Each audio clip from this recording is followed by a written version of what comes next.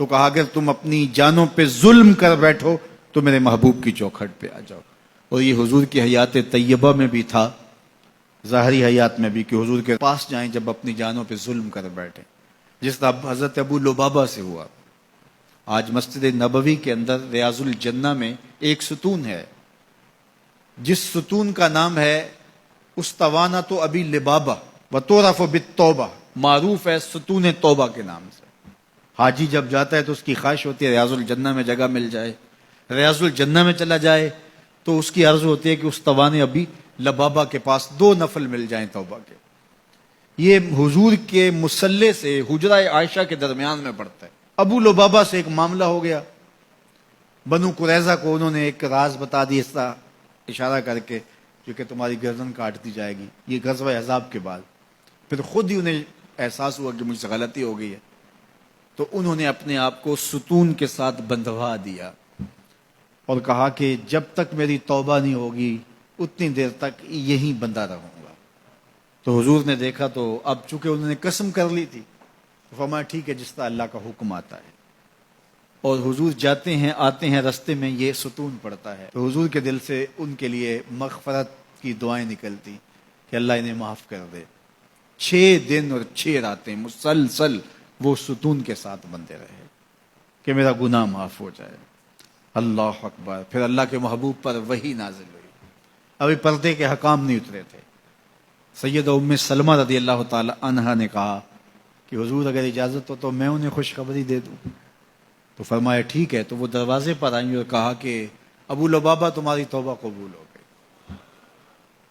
تو صحابہ دوڑے ان کی رسیاں کھولنے کے لیے. ابو لبابہ نے کہا خبردار کسی نے میری رسی کھولی، یہ رسیاں حضور اپنے ہاتھوں سے ہی کھول لیں گے. پھر فجر کی نماز کے وقت حضور تشریف لائے تو حضور نے رسیاں کھولیں. تو استوان ابی لبابہ کے نام سے اب بھی وہ ستون موجود ہے وہاں. جب ترکوں نے مسجد نبوی تعمیر کی تو اس مقام کے اوپر جو ہے وہ ستون بنایا، اور آج بھی جب حجاج زائرین جاتے ہیں تو وہ اس ستون کے پاس 2 نفل پڑھتے ہیں، اور وہاں 2 نفل پڑھ کے جب دعا مانگی جاتی ہے تو گناہ معاف کر دیے جاتے ہیں. یہ علامت ہے اس بات کی کہ صحابہ گناہ کر بیٹھتے تو حضور کے پاس آتے. اب حضور کے وصال کے بعد بھی یہ عمل صحابہ میں جاری رہا، تابعین میں جاری رہا، بعد میں آنے والوں کے لیے جاری رہا، اور آج تک امت وہاں جا کے حضور سے شفاعت کی طلبگار ہوتی ہے اور اپنے گناہوں کی معافی اللہ کے حضور کے وسیلے سے طلب کرتی ہے. صاحب مدارک نے لکھا اسی آیت کریمہ کے تحت کہ حضور کے وصال کا 2 یا 3 دن تھا. ایک عربی دیہاتی دور دراز سے سفر کر کے مدینۃ المنورہ پہنچا حضور سے ملنے کے لیے. جب داخل ہوا تو پتہ چلا کہ حضور کا تو وصال ہو گیا 3 دن پہلے.